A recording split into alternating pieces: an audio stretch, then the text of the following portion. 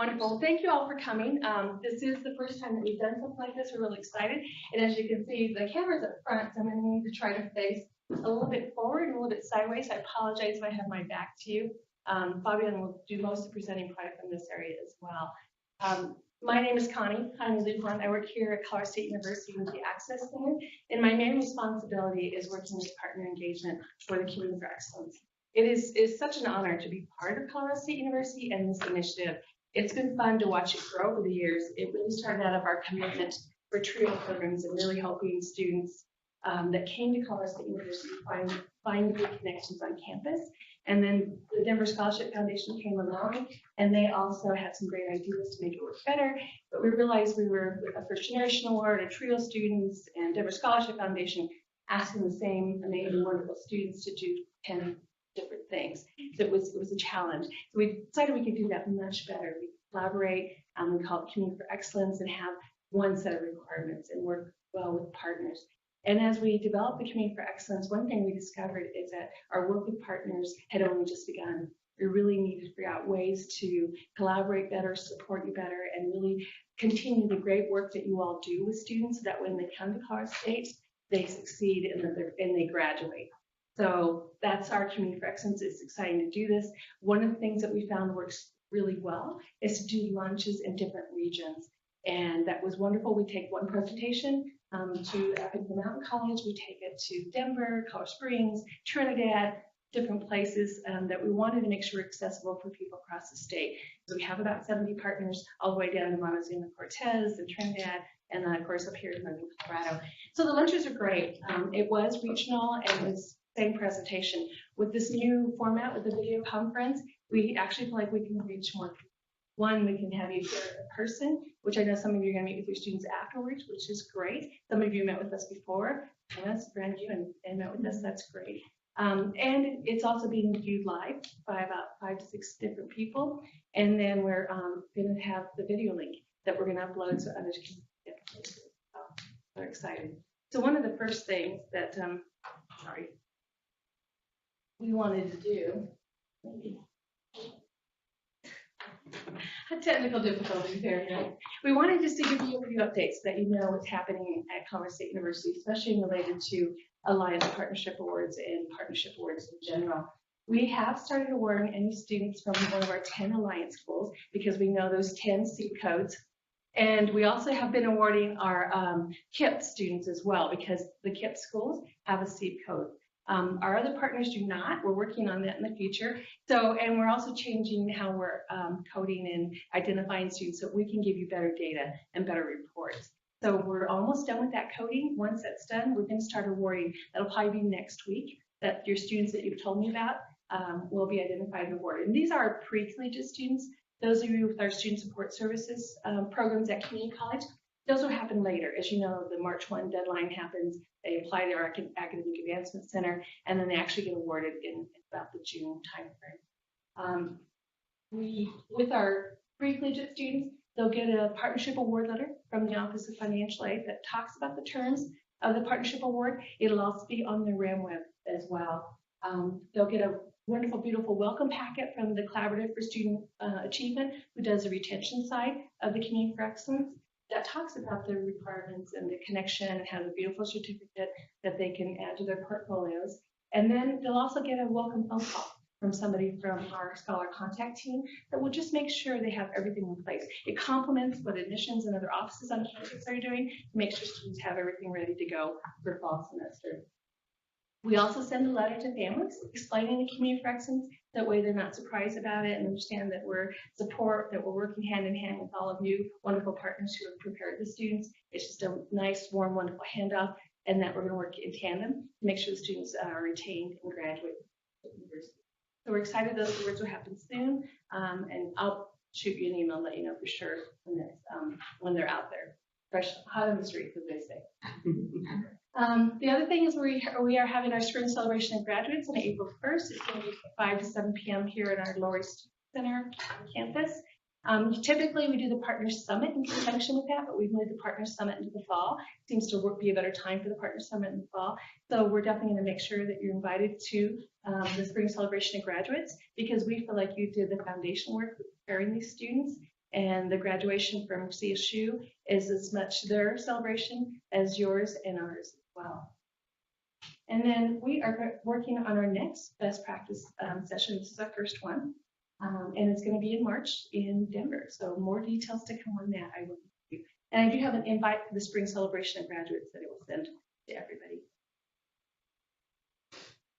So with that, I'll hand it over to our resident expert, Fabian Garcia, who is our Assistant Director for Student Access at Conf State University with our Financial Aid Office. He's going to give us some quick tips on financial aid, talk about verification for financial aid 101, and then also a scholarship. Awesome. Thank you, Connie. So as Connie mentioned, I'm Fabian Garcia over in the Office of Financial Aid. I'm lucky to be here for about a year and a half. I was at another institution prior to coming here, and I'm just blown away by the commitment that CSU has for equity and inclusion, even within the Office of Financial Aid. So hopefully the presentation and some of the processes that I'm going to be describing reflect that. But this is kind of like what holds us accountable.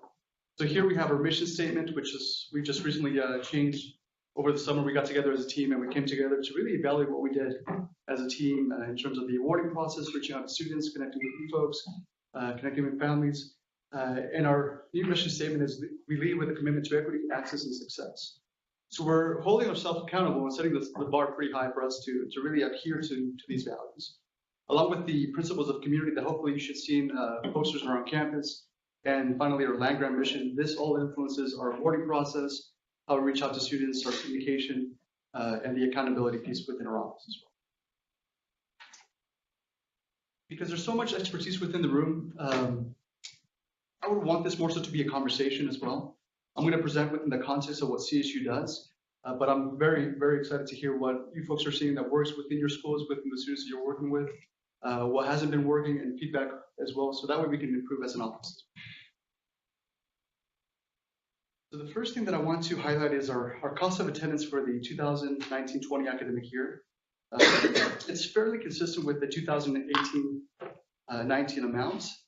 There has been a slight increase in transportation and other educational related expenses as a comparison to last year, but it's pretty close to the figures that we saw for the 18-19 academic year.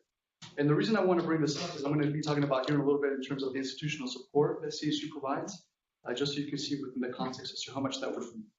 Specifically paying attention to the base tuition fee number here, $12,058 number.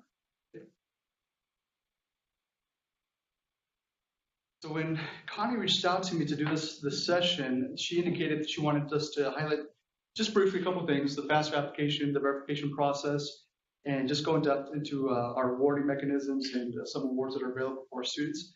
So I just want to highlight really quickly the FAFSA application. I know there has been some changes for this current cycle. For those of you folks who maybe are not as familiar with what the FAFSA application is, I'm going to touch on that as well. So basically, it's the form that is used or created by the Department of Education that allows us as an institution to determine what type and how much financial aid we're going to award students. It collects basic demographic information, financial information from the household, and it becomes available October 1st every single year for the following academic year. So for seniors currently enrolled in high school, this application became available October 1st, and it is asking for 2017 financial information. Through this application, the FAFSA application, the expected family contribution number is generated, and how we use it here at CSU is we use that more so as a metric to, again, determine how much financial aid and what type of financial aid we're going to give our students. Other institutions might use it a little bit differently, but for us, and I don't even like the name, to be honest with you, because it's somewhat misleading for a family to see that information once they complete the FAFSA application, because they might assume that based off of this expected family contribution number, this might be what we have to contribute as a family. But at least at CSU, we use it more so as a metric that dictates our awarding process. One of the things that we're seeing quite a bit in terms of major issues in the completion of the FAFSA application is not the FAFSA itself, rather the application for the ID, the username and password for both student and parents. So what this is used for, this is what students utilize to sign into the FAFSA application, to sign the FAFSA application. If a parent is putting their information on the FAFSA application, they're also going to use this information to sign as well. Or later on, if they're wanting to borrow federal loans, they're going to use this information as well. What we've seen work quite a bit at some of the schools, and I think KIP does a really good job of this, is they make sure that once parents and students apply for the FSAID, they write that information down.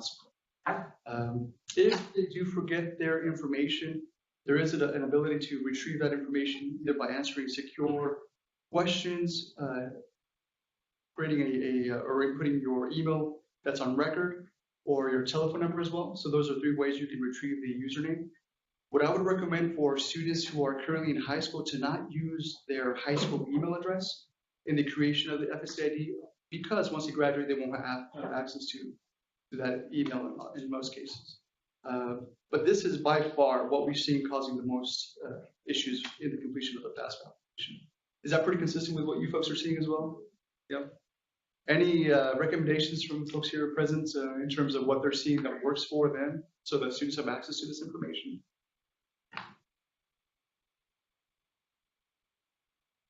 And again, I think KIP is one that we see quite a bit that has done a pretty good job of systematically making sure that once they're sitting down with a student to apply for this, they actually write that information down in a secure place. Other things that we're seeing this year that's creating issues on the FAFSA application, and these are things that tend to happen every single year. So incorrect social numbers, maybe the name doesn't quite match with our name here at CSU. So making sure that both the social security number information is correct on the application and the name itself is similar to what shows up here at CSU. The incorrect marital status for parent on record. So if parents has remarried, oftentimes what we see is they may provide both biological parents information, when in fact maybe they should be providing new spouses information on the FAFSA application. Incorrect income, incorrect taxes paid, household sizes, that sort of thing. And a lot of these can be corrected or avoided by using the data retrieval tool. So I know that earlier this year, that option was down due to the government shutdown. It's back up now. But if available and if possible, I would recommend pushing folks to use the data retrieval tool. Any other issues that you folks are seeing come up for this cycle? Pretty consistent with a typical application process. So for us at CSU, oftentimes once a student receives or turns in the FAFSA application and they get admitted to CSU, they might be selected for verification. So I'm going to highlight briefly what verification is and what are some things that we're looking at. Okay. So what is the verification process and why is it important? So this basically assures that the information on the FAFSA application is accurate. So we're just making sure that the information is correct. And this can result from 3 different things. Either the Department of Education tells us that we have to verify that particular students, there's information on the FAFSA application that doesn't quite seem correct, or there's incomplete information on the FAFSA application as well. So those could be 3 things that trigger a verification process here at CSU. Unfortunately, once a student is selected for verification and we are asking for a specific document, we can't clear that document or that requirement until the student has provided that information. Luckily, here at CSU, students should have access to any of these requirements on their student portal called RAMWeb, so they can see clearly what the verification information is missing, along with notes if they do have to provide additional supplemental information as well. Again, I have a question. Sure. I've had a couple of students who their scholarship aid reported on FAFSA, they get verified for that. That doesn't transfer over then, right? So they're putting it incorrectly. Yeah, so what we're seeing now is in those cases, we do need to see their actual 1040 because there's a line specifically on the wages line where there's a portion, if it is scholarship income or funds from scholarships, there's a specific line there that has that information highlighted as originating from scholarships. So that would also be requested on the RAMWeb portal, the student portal, if that's something that we do. Along with a specialized note indicating based off of this information from what you reported on the FAFSA application, or this information will lead us to believe that you might report scholarships in your taxes, and therefore we might need this additional information.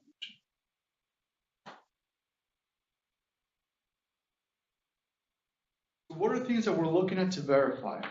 So the main financial information is adjusted gross income within the household, whether it's for the student or the parents on record, taxes paid, untaxed portions of individual retirement accounts, pensions, or anything related to the financial piece that they might report on the FAFSA application. We can verify that information if we think there's a discrepancy or if it doesn't quite seem correct.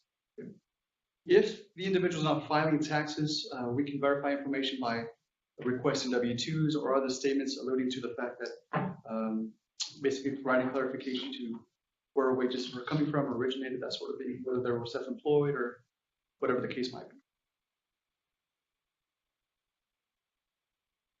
In addition to the financial information, we're also looking at the household demographics, so the household size, individuals in college.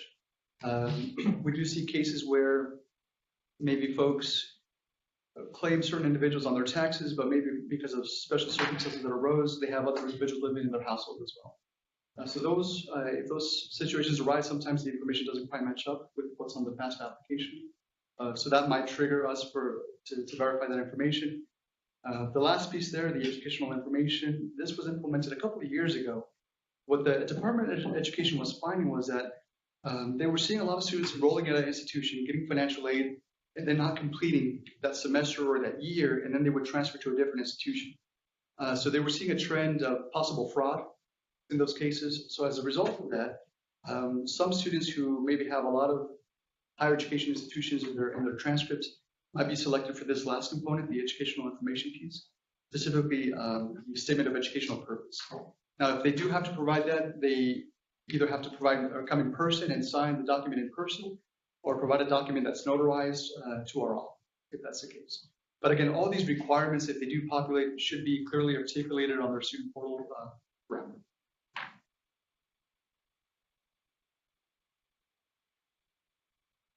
Any questions so far?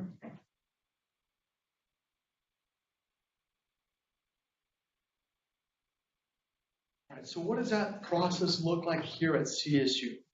So once the student's admitted to CSU, we're able to pull in their FAFSA application. And again, the FAFSA application opens up October 1st of their senior year.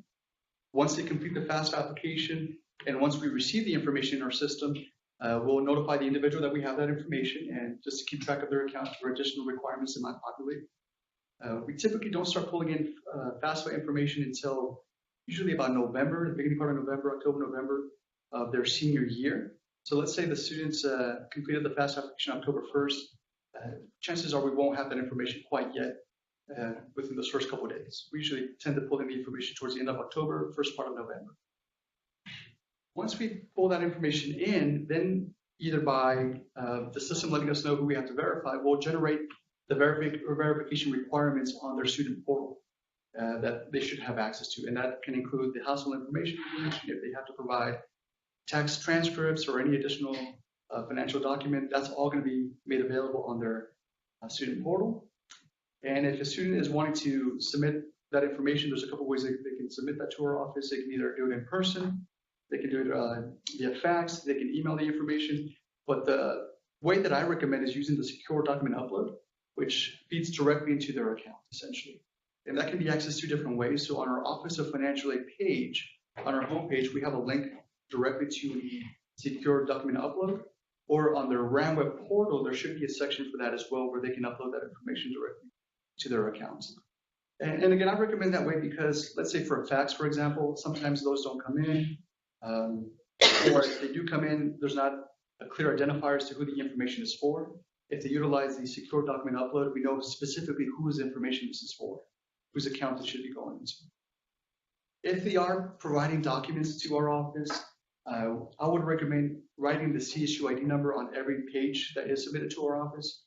Again, in the event that if they do fax the information over to us, that way we can clearly find whose information it's for and place it in that specific account. Anyone have any issues or seeing any trends with this particular process? Is there any way that the secure document upload the file could be bigger? Because I have helped students try to upload documents and they said that the file is too big. And so we always had to fax it. So that's great insights. I can definitely check back with our folks in IT to see if they can expand how much capacity that has with one upload. What we have seen people do to kind of circumvent that issue is each page, I know it's a pain, but uploading each page individually. But we can definitely check with our folks in IT to see if we can expand how much we can bring in. Any other things that you folks are noticing?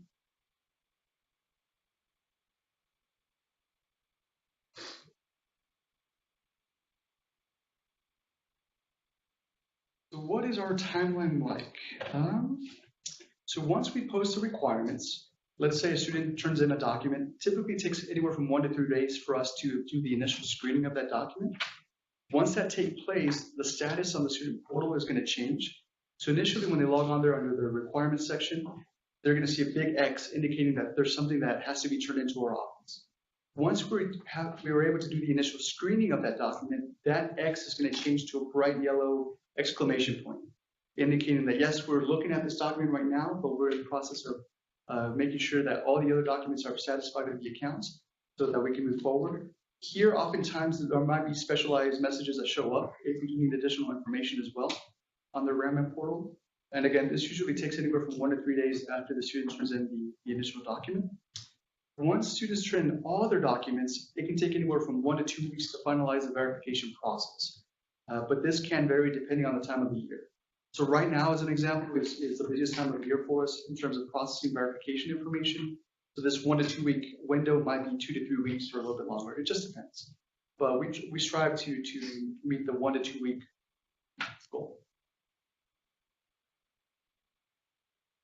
We can always confirm too if students, for example, say they fax information over or scan information over or do a secure document upload. If they want to confirm that we received the information, if they want to reach out to us, we can confirm if we have received that information or not, just to provide a little bit more peace of mind as well. So once the verification process is finalized, I'm going to highlight what type of financial aid they might expect depending on the student's financial information. Okay? So for us, for students who qualify for Pell, for the Pell Grants at the federal level, we have a commitment to them that in most cases, we will pay the base tuition fees for those students. So if you recall back the figure that I showed earlier in the cost of attendance, that's roughly about $12,000 or so for the academic year. These students typically would have to finalize the verification process. And for us, we do have a separate institutional application that we have students go through to verify that they're eligible for some institutional aid that we award here at CSU. With the CSU tuition assistance grant, does the student need to have 0 EFC for that, or it doesn't matter? So it doesn't matter to have the full tuition assistance grant to cover the base tuition fees. It typically have to be within the Pell range. Okay. Something that I'm pretty excited to announce is, so for the last couple of years or so, there's been a trend, and we do a lot of data analysis within the office, where we notice we provide a lot of support for our low-income students, but there's a gap, especially with the folks in the middle class. And as prices go up in the state of Colorado, as living expenses go up, those folks are really, really feeling it. So there's been a lot of conversation at the leadership level, at the president level, even within our own division, as to how we can provide support for these folks. Thanks to the smart allocation of our funds and our institutional application that we utilize to allocate institutional funding, we're now expanding how much we award to folks who could potentially make in their adjusted gross income as a household $110,000. So that's quite a bit. Prior to that, there was a lower cutoff, but in most cases, as long as they meet some other eligibility criteria through our institutional financial aid application, we might be able to provide additional funding to folks who make in the household up to $110,000 AGI. Not fully funding the base tuition fees, but at least a portion of the support. So that's something that's pretty exciting that we're really proud that CSU is doing. And again, this ties into our commitment as a land-grant institution, our principles of community, and our mission as an office. Another thing that we changed this year for the 1920 academic year, so many universities across the state have a priority submission for the FAFSA application. Typically that date historically has been March 1st. And we find that creates a barrier for a lot of our students. FAFSA completion itself can be challenging, right? So for us, for students who are starting this fall, they don't have to complete their FAFSA application until October 1st of their first semester of college to be considered for these awards. So we're trying to minimize as much barriers as possible folks to have access to these awards. So hopefully by then, they should be able to complete the FAFSA application, or should be able to work with you folks to get that support, or even with us to finalize their basically the financial requirements. Any questions about that, folks? That's kind of cool. Now, similarly, the prior slide alluded to funds that folks who are able to complete the FAFSA application, that's what we were referring to, those funds. We also provide support for folks who aren't able to complete the FAFSA application based on their legal status, right? So I do want to highlight the Colorado Asset Bill that was passed in 2013. So this granted in-state tuition to folks who met basically 3 criteria, right? So as long as they attended high school here in the state of Colorado for 3 years, graduated from a Colorado high school, and were admitted to a higher education institution in the state of Colorado within their first year of high school graduation, they would be granted in-state residency for tuition purposes. So based off of that, CSU is committed to providing institutional support, grant support for students who meet that criteria. That's pretty comparable to the tuition assistance grants for the other folks. So in most cases, we're able to provide the cost of base tuition fees for those students as well. So what is the process for them to apply for those funds? They have to complete the admissions application. Through that application, we're able to determine folks who might be eligible for this track. Once that's the case, we'll send them the asset in-state tuition form that they have to fill out. And essentially, this solidifies their in-state residency status. And then the last component, someone within our office will be reaching out to them and sending them a financial aid institutional application for them to complete. The point of contact within our office, the individual that handles most of this, is Adam Nieto. So if students or if you folks have any questions, you can always reach out to him via email. His contact information is there. We do have a special relationship with a scholarship, the Dream.us, which is a pretty cool scholarship. I think 2 other institutions here in the state of Colorado have this award, but we're lucky enough to be part of or be associated with them. It essentially amounts to close to about $7,000 to $8,000 per year. Students are able to secure the scholarship, and it does have a deadline of February 28th of their senior year to apply for this scholarship. So if you are working with students who are going to be coming to CSU, make sure that you encourage for them to apply for this scholarship as well. So this scholarship is on top of any additional institutional support that they can receive here at CSU. And oftentimes what we find is for folks who receive this scholarship, along with the partnership award, along with the institutional grants that they receive, in many cases they're able to cover not only their base tuition and fees, but also their cost of attendance, their room and board here at CSU. So definitely push if you are working with students who might be eligible for this to complete the scholarship. So the deadline's coming up in a couple of days. Any questions about that, folks? Again, Adam Nieto in our office is a great resource, so definitely reach out to him. Right now, or actually next week, he's going to be going on a loop to our western slope, visiting a lot of schools, making sure that we receive this information.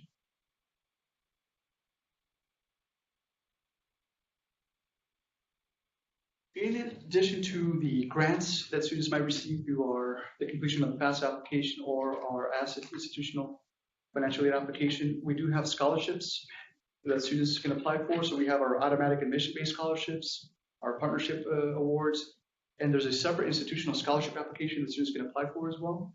So I'm going to highlight both items. So this is just an example of our automatic admission-based scholarships that students can receive just by completing the admissions application. And these type of scholarships, all they're looking at is their income and GPA and the test scores. That is it. As long as they meet a certain requirements, or as long as they fall within this table here, and as long as they complete the admissions application by February 1st, they're going to be considered for these awards.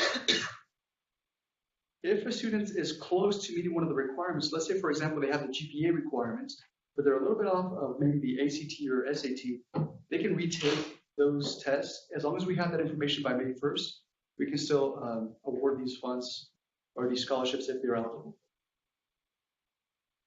By what date did you say? May 1st.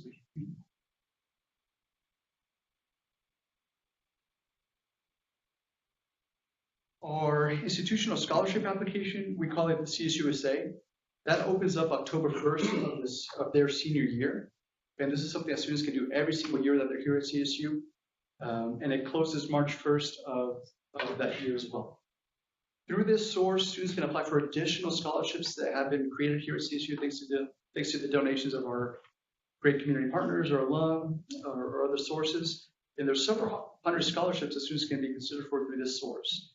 So as an example of that, we have our first generation scholarship that students can apply for. So first time incoming students, transfer students can apply for, be considered for this first generation award as long as they complete the CSUSA by March 1st. And there's several types of scholarships through this application. So there's merit scholarships, there's need-based scholarships, there's a combination of both. It just depends on the specifications of our donors, what they're looking for. Again, March 1st is a deadline for that application, so here in 10 days or so, that's going to be closing up as well. One application for all scholarships, or is it separate applications for it? Yep, great question. So it's one initial application to do the initial screening, and from there, based off of the information that's completed, it'll highlight individual scholarships that the student might be able to finalize. So in many cases, there might be some additional questions that they have to answer. In other cases, there's not necessarily any additional follow-up the student has to complete. But it's a great initial screening tool that allows students to maximize and really minimize how much work they have to put in, because we want to make sure that they be considered to as much financially as possible and minimize the burden on the student as well. So by having this one tool, it kind of helps with that process. Just to give you some idea of kind of trends for this particular application that I just mentioned for the past 3 years. So the number of applicants has remained pretty consistent for the past 3 years, but the amount of awards given and the amount of recipients has gone up. And if you look at the numbers awarded each year, that's gone up quite a bit as well. So from 2016, students awarded was 966 to this past year or this current year, 2,172. So that's a pretty big jump. And even the amounts awarded have increased significantly. Part of this is because we streamlined the first generation award as well, kind of like you pointed out. So in the past, there were different applications that the students had to go through in different places, and it was quite confusing. So a lot of that has been centralized in one place using the single application. But the other part is really the commitment from our institution to secure funding from our donors. So they've done a really great job of emphasizing the need for institutional scholarships for our students. As it compares from year to year, so you can see that typically as they progress in their higher education career here at CSU, they tend to increase the overall amounts of chances of receiving a scholarship through that source. For this past year, I believe the percentage of students who applied through that application was close to 20% or so of the students that applied received that scholarship through that CSU. Any questions about these figures, folks?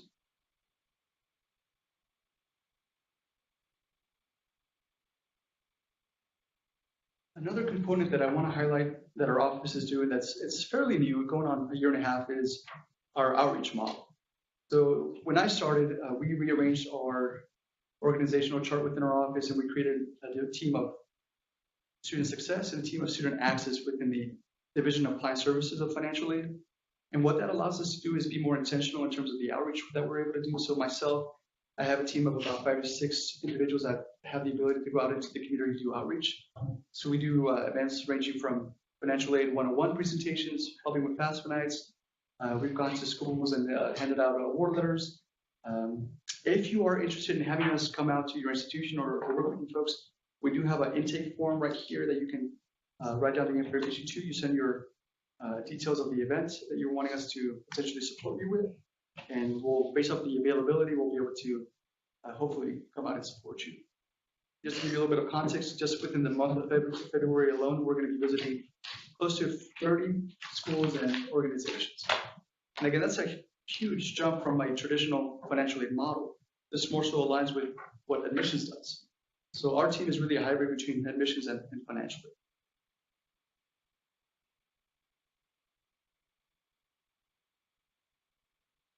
Again, our outreach request intake form is there. If you do have any questions about any of the information that I mentioned, or at any point in time, if you are looking for collaboration opportunities or just anything, my email is right there as well. Feel free to reach out to me. For students who are visiting the campus and maybe want to bring their family along and sit with someone in person, we do operate on a walk-in basis within the office.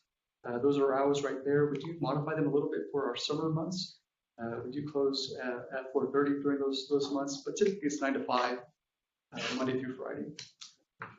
Also, our telephone number, students can reach out to us as well. I've interacted with a lot of counselors who have their students there with them on the spot who are calling to our office, and our email information as well. That is essentially all the information that I have. Are there any questions? When can students be on the lookout for their award letters from CSU? Yep. So we are packaging students as we speak. Okay. So they are going out in the mail anytime. Okay. Is there any special things that changed for students who might be marked as independent, I guess? So the information on the FAFSA application for this 1920 academic year is relying on 2017 information, right? And we know that oftentimes there's a lot of changes that take place within the household, or students might be at risk of homelessness or unaccompanied, that sort of thing. So we do have a spot within the office. If you reach out to our office, we're able to communicate that information, provide that contact information. The name of the spot is Heidi Stuckart. Let me actually spell the information.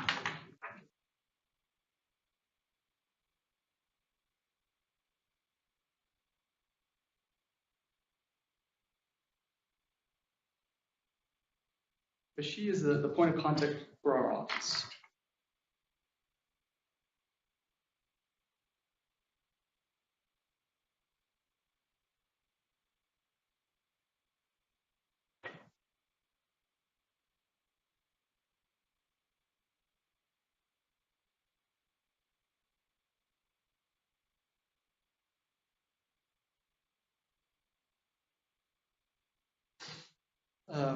In the event that there has been some changes in the family income, for example, from their current circumstances comparison to 2017, once the student completes a verification process, they can pursue the professional judgment degree process within our office, but typically folks have to be verified to move on to the next stage. So if you are working with families where their financial information has changed quite a bit, or maybe there's a difference in the household size, make sure that you connected with our office.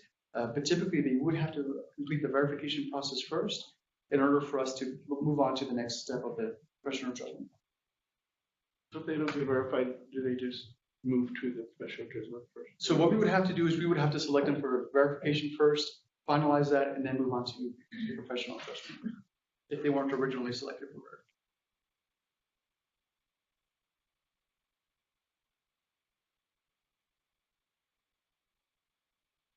Fabian, just to clarify, you mentioned that the Dream.US scholarship is available for asset students. Can and should asset students also be encouraged to apply for the CSUSA application scholarship availability? Absolutely, yeah. Thanks for the clarification. For both, absolutely. Most of those scholarships that source, there's a couple that maybe factor legal status into play, but most of the scholarships there, it really doesn't take into consideration students' legal status. Yes, they should be eligible to complete the CSUSA.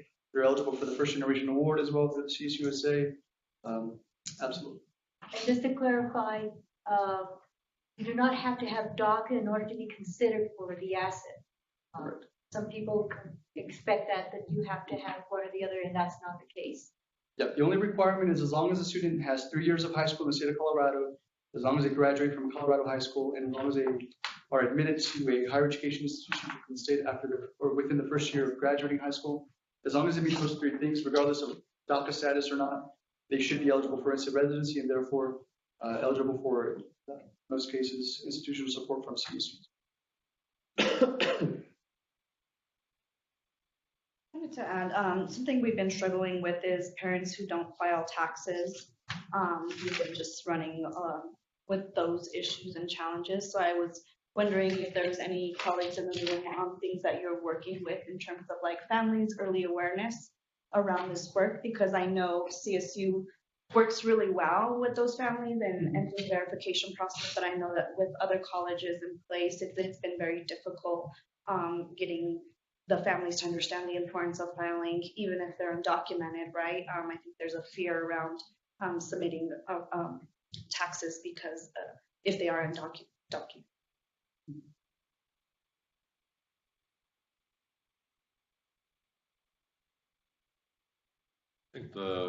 think, one of the biggest challenges in general with first generation low income students is access to information itself. And so I think as you're building out your program, like that information has to be a part of everything, so if you're doing a mandatory parent night, like that has to be included when you're telling them ahead of time, as opposed to like, oh, hey, tell your parents we're doing a FAFSA night tomorrow evening, that way, like you're letting parents know from the jump, right? Like from the very beginning, like why this process isn't just for their student, but it's for the entire family, and letting them know, like, hey, if you haven't done your taxes, and just being honest, like if you're undocumented, you haven't done your taxes, like that's something you want to consider, and like maybe let's have a one-off conversation, but the message has to be reached to everybody early, often, and at the parent level and at the student level.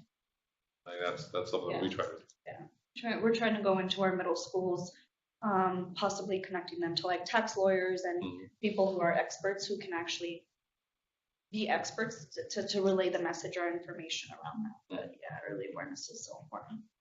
I think early awareness, and also one thing that we talk about is our experience, that we definitely say, see an expert.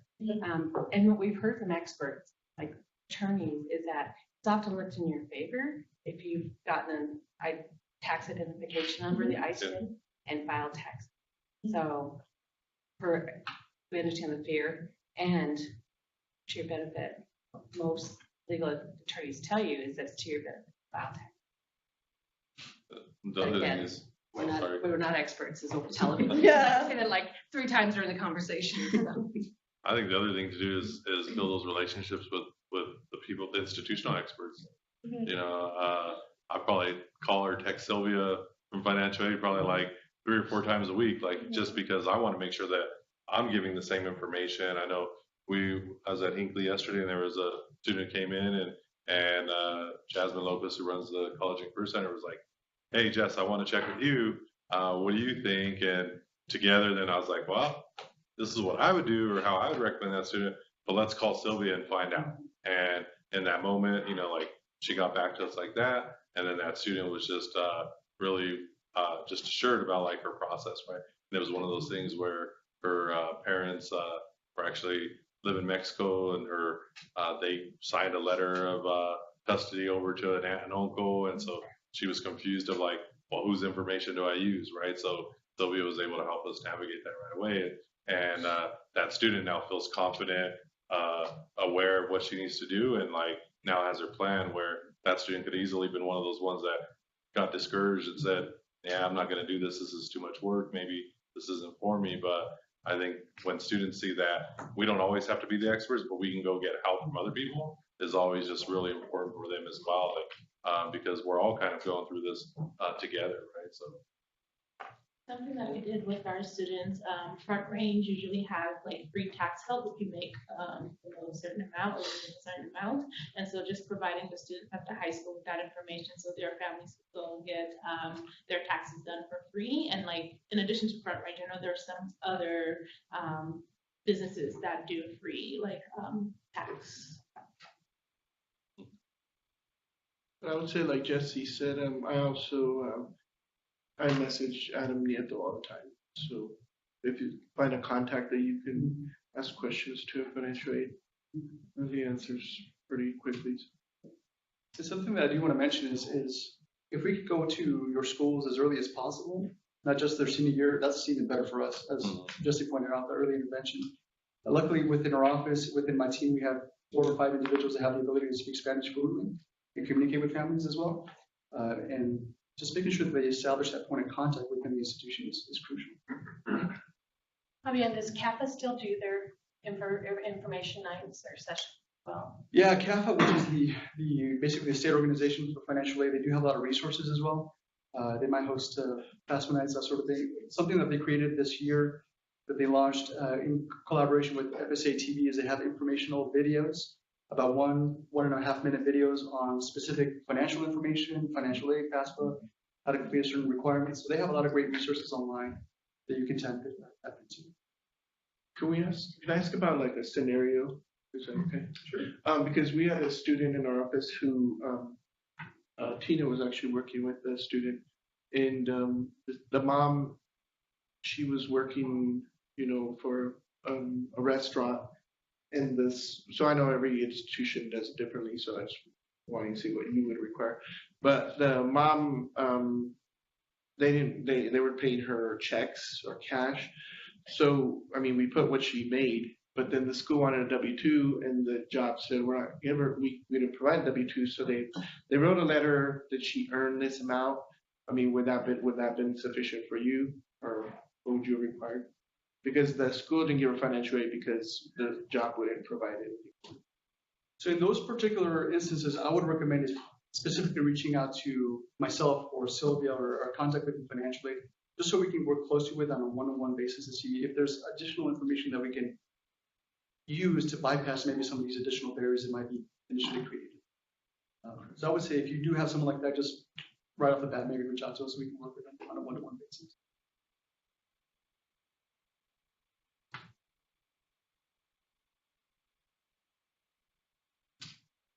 Any other questions, folks, comments?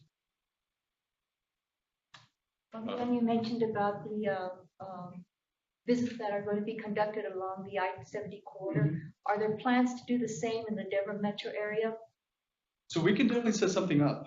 As long as people reach out to me and there's interest and there's availability within our team, that's something that we're all going to do is go out there within the community and help as many people as we can. Absolutely.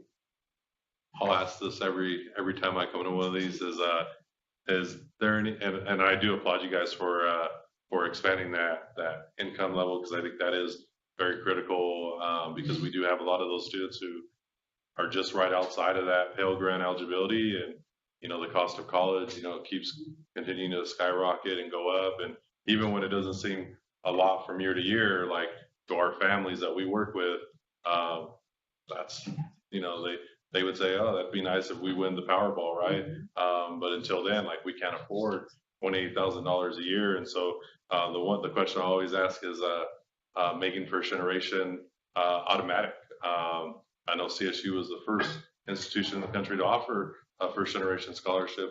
Connie, I think she stepped out, but she's in that video, right? She was part of that inaugural class or whatever. But I know CU Boulder has made theirs automatic, which was a big step for them. And I think that would be another way to see CSU continue to lead for first generation students, because $4,000 is make or break for a lot of our families. Oh, absolutely. And just to give you some context, this past year there were close to 400 students, I think, that applied for the first generation award. So quite a bit, and we have limited amounts of funding. So one thing that we're trying to do, and hopefully you saw by the numbers of scholarship amounts, funds that were awarded each year, is we're trying to be more intentional and really bring in as much scholarship support from our donors as possible to kind of fill in some of those gaps. But you're absolutely right? We did hear this past year that hopefully there's going to be a little bit more increase in state support in terms of state support and financial aid for folks. But I'm right there with you. Just want it on the record, now that we're recording it. Putting me on the spot. So is that something that's factored into, like, in the scholarship application review, the amount of other aid that the student will be receiving? Or is it solely on, you wrote this like amazing essay and like for this reason we're going to award you a scholarship? Yeah, so those awards typically are stackable on top of the other institutional aid that they're receiving. So as you pointed out, if they have an amazing essay or maybe they're getting the first generation scholarship as an example, that's stackable on top of the additional institutional support from CSU in the fall. And so if they're not receiving some of that because they're not Pell eligible, do they get like further consideration for like some of those other scholarships? It's a completely separate process. What I would recommend is definitely, if you are working with your students, if you have time, I know you folks are doing an amazing job and work with a lot of students. We see a lot of essays that come in that maybe could be vetted a little bit better initially in the application. So that could be something that might be beneficial for our students or are completing that process to be more competitive. Okay.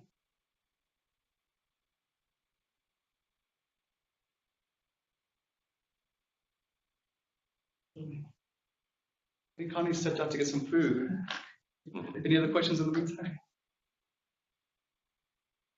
Any trends with verification in the past couple of years? We've heard from some of our other partners that they've seen an uptick in verification requests or requests of students whose circumstances they normally won't have flagged before. Curious your perspective. Yeah, we're seeing that as well. And then the other thing, I mean, this is also anticipated, is with the change of what year we were asking for on the FAFSA application, there's been a jump in professional judgments that are taking place as well. But yeah, we're seeing that, and unfortunately, those are outside of our control in terms of the Department of Education telling us you have to verify these students. Yeah, that's something that we're seeing as well. So the likelihood of verification goes down when they use the data retrieval tool, right? That's correct. Yeah, or if they do get selected for verification, there's less items that they have to provide for office. So we always push, if possible, to do data retrieval. One thing with when you were talking about the challenge, you didn't talk about too much about the challenge questions, but we've been having a lot of issues with people not knowing the answers. They don't know if they capitalize stuff. They don't even know the emails they use, and so just making sure students are using emails that they're going to have access to, like you said, and that they know the answers, because then they have to call and they have to send copies of their IDs and all that kind of thing. It just delays the process. So we had a school that we were working with, and I don't know if it was Skip or a different school. They had a sheet that they actually had for the students once they were applying for the FSA ID. The first couple items were the actual FSA ID itself, so they would write that down along with their challenge questions. So all the challenge questions, they would write that down, and what email they were using, what cell phone information they provided. Now that's a little scary because a lot of personal information is being provided on a sheet of paper. So if they lose that or it falls in the wrong hands, personal information is there. But as long as they keep it secure, that can be an avenue to pursue. I try to, I have, like you pointed out, I have more success with students utilizing the email retrieval or the cell phone retrieval rather than the challenge functions. Any folks doing something to accommodate for that, or? Well, the same thing, like a list, but we'll always get students from other schools. And like yesterday, a student, he was trying all these emails and none of them were working. So he couldn't remember what he used. Yep. And we usually have a tracker where they have all their logins and passwords. Like, again, it's scary to have all that information available, but students tend to forget what email they used, what their password is. So we try to track it as much as possible through a document to have documentation. And also, in addition to that, helping families track the information because they also forget some of their emails and passwords. It's directly coming out of their phone, and so they don't know those passwords. So we help families also document. And so do you house that information in your own system? Something else too, and again, I don't know if it was Skip or not, but when we did a FAFSA night with this particular institution, what they were doing is, as soon as the student was done completing the FAFSA application, they would sit down with the family and have them order tax return transcripts on the spot, whether they needed them or not. That way they could order them with someone there who might be familiar with the system. And in the event that they were selected for verification and needed to provide that information if the data retrieval didn't work, they would already have it. That's something that we thought that was pretty cool that folks were utilizing. That's probably extra important with kids who parents are undocumented and doing taxes with ITINs. They'll have to submit that anyway, so it's probably.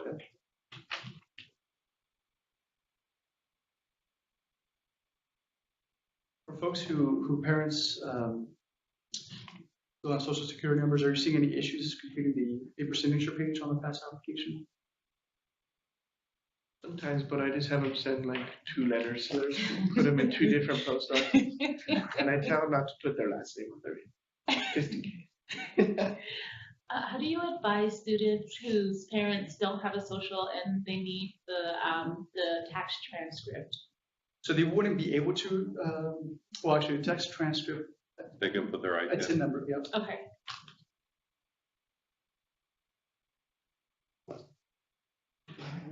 Yeah, on the FAFSA, they never use socials, but on the ITIN, on the tax retrieval, whatever thing, the verification form, they can do their ITIN number. Have you heard if there's gonna be like a change to the wait time for the challenging questions? Because right now it's 30 minutes, and we heard that it was gonna be changing, but That I have not.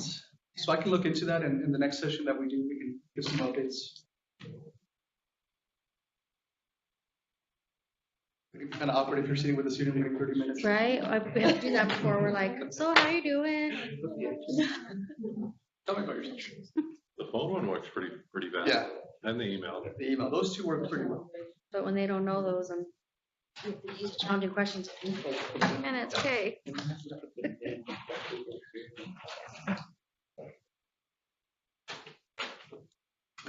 Are we good? I think so. You guys solved all the problems of the financial aid world, right? Wonderful. Sorry I had to step out. The delivery person couldn't find the entrance to the building. Oh, all right. Yeah, this is a hard building, right? It's not easy. That's great. You all passed the test. You did great. Any questions? Any other best practices? Jesse volunteered you for Oh, finding more money for. For Finding- first gen, making first gen automatic for our students. wouldn't that be great? So many first gen students do you think we have at Colorado State University? You have the power. Right? 1 in 5 on first gen. Yeah, which is hard because that's about 5,000 students and we give 65 awards a year. So I don't know if you shared that data. And there's like 1,000 students apply for those 65 spots. So please, when students, encourage students to apply for the first generation award, make sure that they do a really strong essay. The other thing is that it needs to stand alone because their essays aren't read completely by everybody. It's done in kind of tiers. First level of questions read by one group, then the next level of questions read by another group. So please make sure they write strong essays that stand alone and really help them stand out and show the committee how they be a really good investment of the committee's money. Great. What about Emma? HSI. HSI, Hispanic serving? No, we'd love to be a Hispanic serving institution. We really would. That's a goal, but we're a ways off. I think you have to have, what, 20%? I don't. Dismally at like, what do you think, Anna? 13. Or something like that? I don't know. That's higher than I thought, so I'm glad I didn't give my really off. 5 and 7,000. All right, well, thank you all.